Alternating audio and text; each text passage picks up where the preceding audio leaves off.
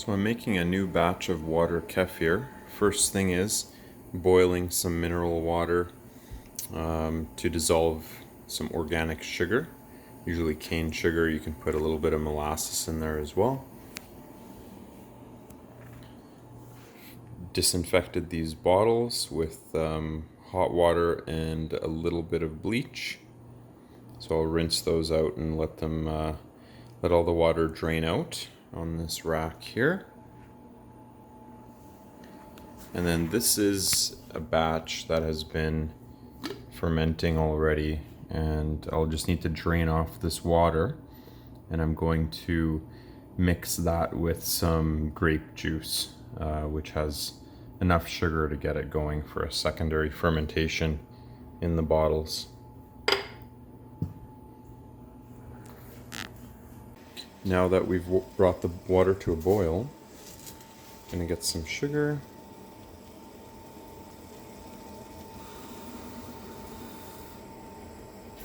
Probably going to use about 3,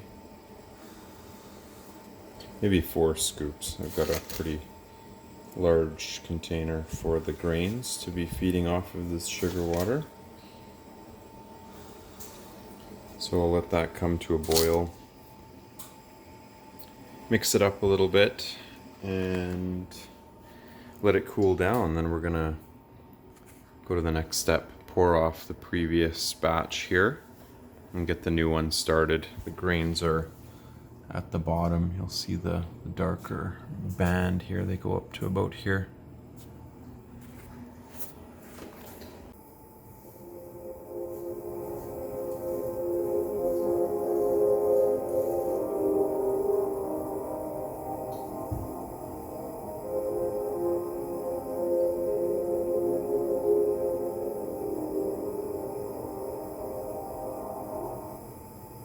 So I've cleaned out all the bottles. I've let, after rinsing them, I've let that water just drip out as much as possible.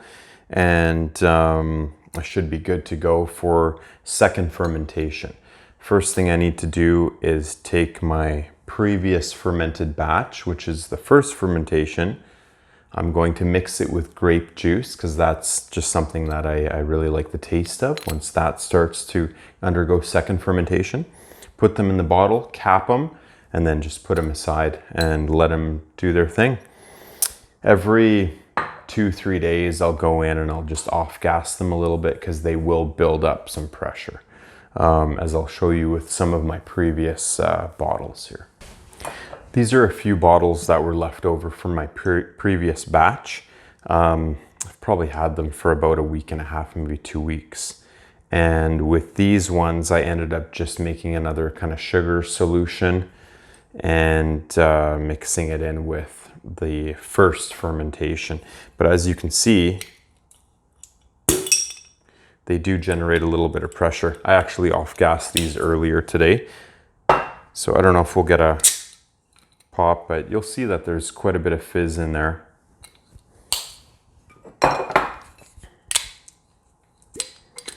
That one's done. Yeah, there's pretty much nothing left in here. I might end up just dumping those. After a couple weeks, you just won't get the same flavor profile anymore because any little residue of sugar is just going to be consumed by the organisms inside. And then it just starts to become too tart. Just like when making wine, the yeast will consume all of the sugars to a point where they build up an alcohol level that just kills themselves. And in this case, I mean, there's probably a slight alcohol content in here, but the biggest turnoff really for me is that they just start becoming really tart and there's no sweetness left whatsoever. So probably just dump those and we'll just start a fresh batch. A few items that will make the job a little bit easier is some sort of container to be able to do the mix. I've got my grape juice here, which has 41 grams of sugar per cup. So it's more than enough for the organisms inside to be able to ferment. I've got a funnel as well, just to make it easier so I don't spill so much. So basically, we're going to open our grape juice. I'm going to probably do, I don't know, a 10-to-1 ratio. So 1 part juice, 10 parts fermented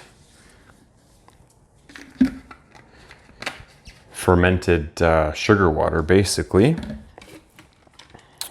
Place that in the sink.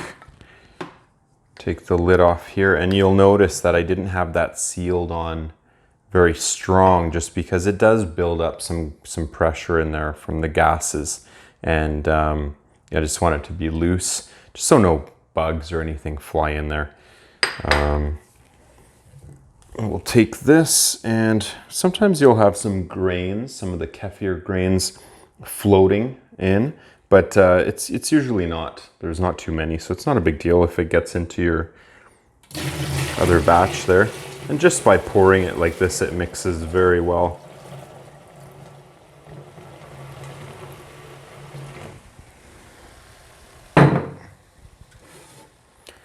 So I'll have my mixture here. That's grape juice and the first fermented batch there of water. I'll get all my bottles ready. With this one jug, I'll probably only get about 10 bottles.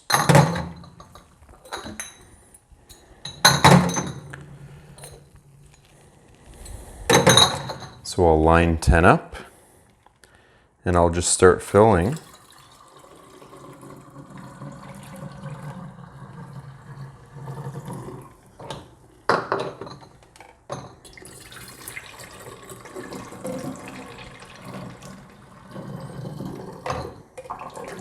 Try to leave a little bit of room on the top for that pressure to build up over the coming days.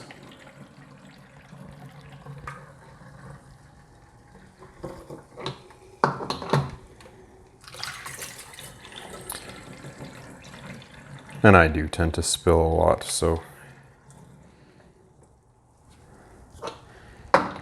you can use my clumsiness as a very, very low foundation in terms of how you're going to do it.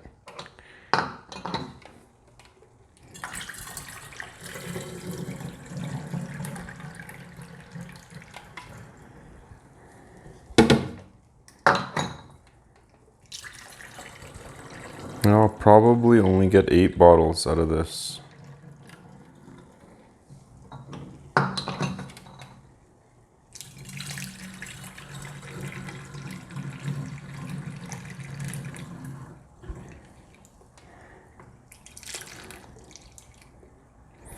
Yeah, so just 8 bottles. I will seal them all so I know which ones are filled. Sometimes it's hard to tell in this sink.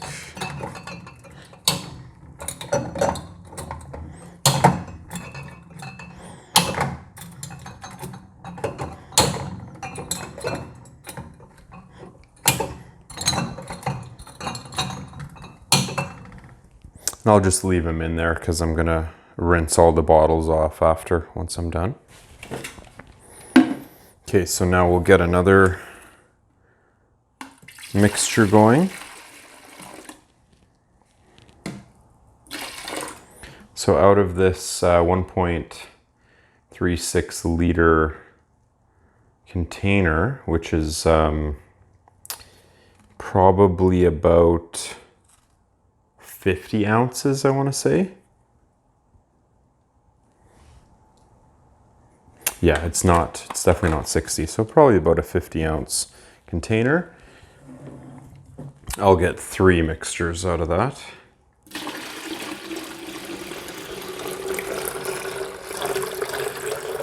Try not to get too many grains in here. So far, so good.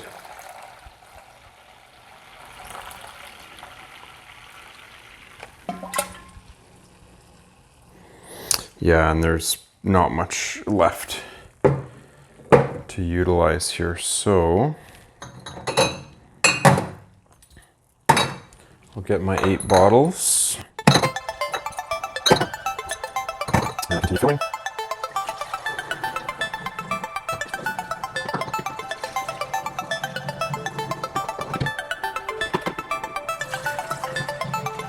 Oops.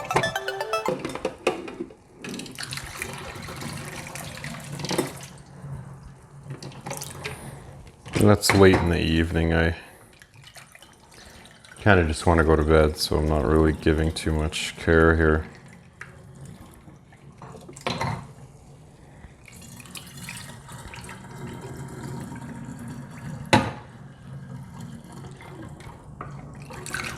Whoops.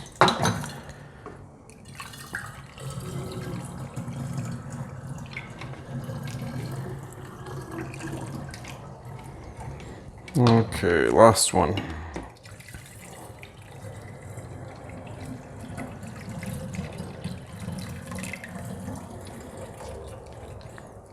Nice. I might try to get a few bottles out of the rest. Generally, you're supposed to use a plastic sieve, but for the life of me, I can't find a plastic sieve. You probably have to order online. So I'm just risking it with a metal one. So far, I've been okay. I'm not sure if I'm killing off some of the grains by doing that.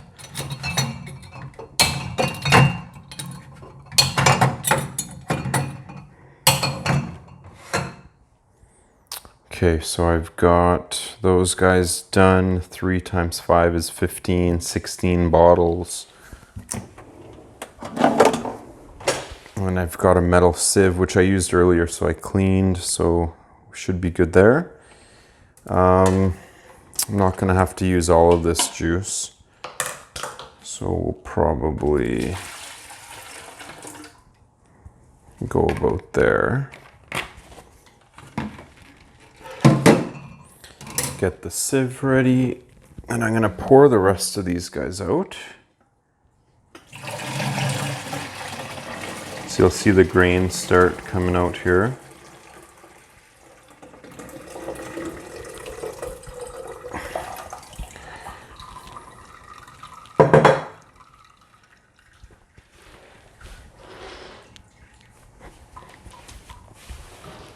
So it's quite a few grains. I mean, when I first started, probably only got like that much in a package. So they've exploded in terms of quantity. So I'm going to end up doing another batch, taking maybe a third of that, putting it in here and just doubling up on what I'm doing, just giving it to a friend, let them enjoy. That's usually kind of what happens with stuff like this. Same with plants, you know, these are such amazing things that we've been given on this planet, and they just make themselves, you know. So it's great to just be able to give them if you can, or at least ask for, you know, your costs to be covered, which is just a few dollars in this case. So we've got those grains. What I'm gonna also do is I'm gonna end up giving them a rinse. So I'm gonna get a bowl, I'm gonna rinse them off and then drain off that water.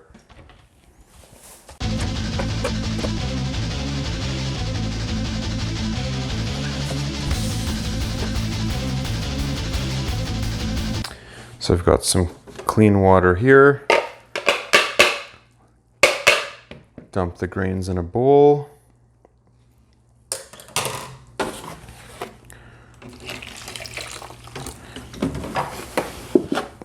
Give these guys a little bit of a rinse with clean mineral water. I've got the last of my solution. That'll probably make about 3 or 4 bottles, so we'll get those ready. Pour them. Fill those bottles up.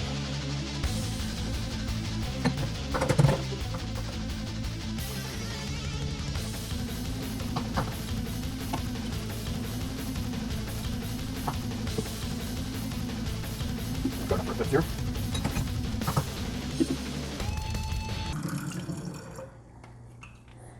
or half. That's fine. Okay. See if there's any ones I need to pour off a little bit. Maybe this guy. Yeah, so I leave a little bit of room up here. So I'm gonna seal those off. Done with that funnel.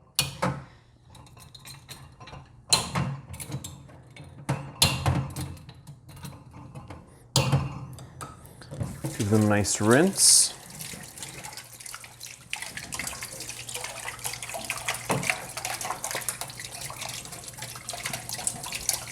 Since I was using pretty sweet grape juice, any spills, if you don't rinse those off, it's going to get a little sticky over time. So it's just best to rinse it while your bottles are already a little bit wet from spilling. Okay, we'll wash that later. This guy was thoroughly cleaned the last time, so I'm just gonna give it a good rinse, let it dry off a bit.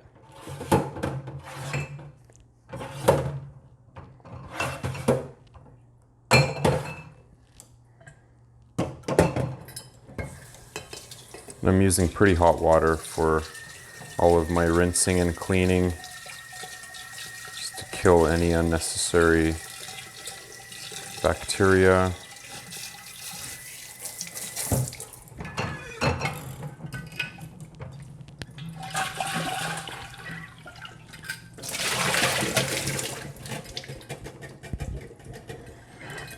Do that again. I am losing a little bit of the grains, some of the little guys, the stragglers that I didn't pour out earlier. But again, like, they multiply quite quickly, so a little bit of a loss is almost like a bit of population control, because it can get out of hand. Especially if you don't have people who want to take some extra grains.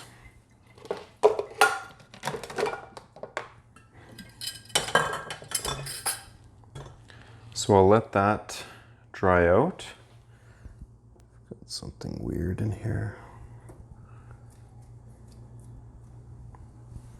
Oh, that actually was a grain, but it was a very weird shape. They kind of look like Rice Krispies once they get a little bit bigger.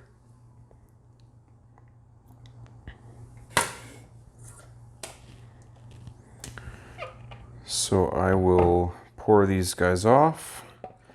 Just get that first cleanse going.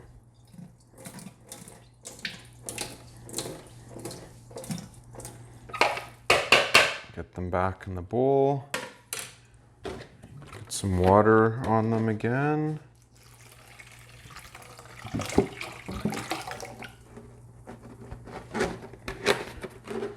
And this time I'm just gonna pour this right into my container here. I've already had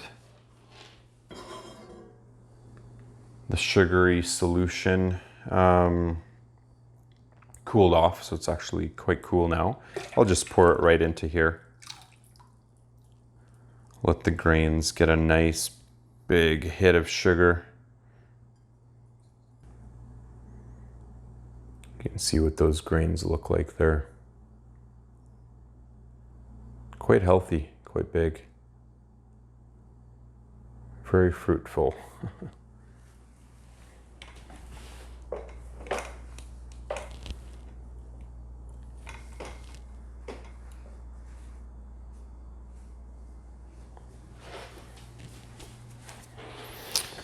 Okay, so my jug, I've drained out some of that water, well, pretty much all of it.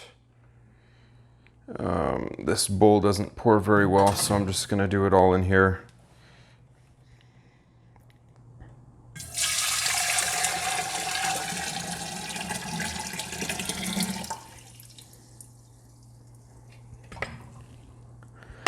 So I've poured that into my container.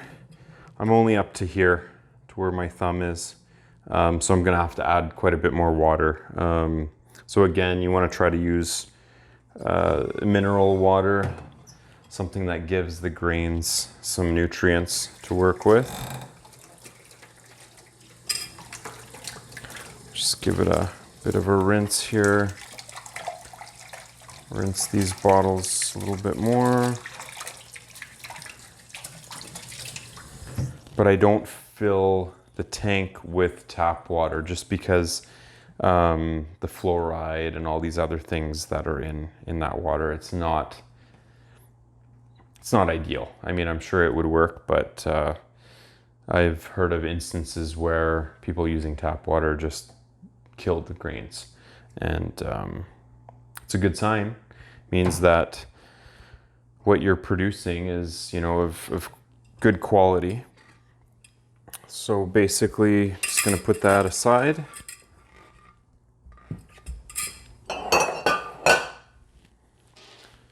Gonna clean this lid. It's a little bit sticky from a little bit of the sugary solution from previously. Spilt on it. Let that dry off. And now these bottles, so these are pretty much done. It's not gonna start doing any fermentation anytime soon. It's gonna need at least 48 hours. If not double that to really get going. I'd say within a week, you're gonna get a nice bubbly drink that has really beautiful effervescence. I like to mix it with sugar-free sodas like Zevia or even juices. If you can have some nice healthy juices for your kids, mix this in there, then you get almost like a pop, like a soft drink. It's really neat. So what I've done for my son in the past is I'll pour half a cup of some sort of fruit juice, and then I'll do half of the really bubbly second ferment water kefir, and then you get this really interesting, almost like soda pop. It's delicious. So there you have it. I'm gonna dry these bottles off, and I actually put them in a cupboard. Just because there has been a case where one of my bottles exploded. Now, I'll be honest, I think I left it for over 2 weeks without off-gassing it. And I came home one day and there was glass everywhere. It was an absolute disaster. You don't want to have to deal with that. So I keep it in a cupboard. It's a little bit of a pain to go in every couple days and off-gas them, but better safe than sorry. If you have better bottles, maybe that could work. These are nice. These are Grolsch swing top bottles. I think they're some of the better quality ones that you can use for this sort of project. If you get anything bigger, then you might have thinner glass and you're going to compromise, or which will compromise the strength, and then you got to be extra cautious. So these ones have been working pretty good. It could have also just been a faulty bottle. As you see on the counter, I had tons of bottles here, so the probability of one of them being weakened, maybe it got hit earlier or something like that. It could have had a micro fracture that allowed it to break a lot easier. Stuff happens, but anyways, better safe than sorry. And I don't like to clutter my counter with all that stuff, even though right now there's a ton of crap on here. Generally, I like to keep it clean, so it's good to just put it away, put it in a cupboard. So there you have it. We have a first ferment batch going. So those grains have been rinsed, just like if we were to start from scratch. Sugary solution, boiled and then brought down to room temperature. In this case, it was actually colder. We get that first batch going, and then when I poured off what had been fermenting there for probably a week, you could potentially push it a little bit further if you keep adding some clean water and maybe a little bit more sugar solution. you can keep it going a little bit longer. Sometimes I'll get it going for 2 weeks. So this first batch, I'll fill it only halfway. I'll let that go for a week, and then I'll add more water and another boiled solution of sugar water that's been cooled down. Pour it in there again, let it go for another week. And you'll see it's going to have a nice, fairly clear, but bubbly, not texture, but look to it. And that's pretty much when you want to start using it. If you let it go too long, what you'll find sometimes happens is you'll get these weird looking bubbles that have like just not a very pretty look to them, and the smell is very strong. And at that point, you'll just have to dump it all out. Obviously, keep your grains, and you'll have to give them a good rinse. You'll want them to sit in clean water for a little bit, maybe 20 minutes. Dump it out. Do that 2 or 3 more times. Well, I hope you enjoyed this video on making water kefir. It's definitely made an impact on my health and other people I know. I do believe you can overdo it. If you are drinking too much of this, you will most likely throw off your gut flora, the balance in your gut. But once in a while to just supplement, I think is more than fine. That's why I don't have 2 batches going at once, because then I just have way too much to drink and way too much to give away. So I try to keep it to this, I believe it's a 3 to 5 gallon container, and that's more than enough for myself and a couple people that I give it to. Happy fermenting.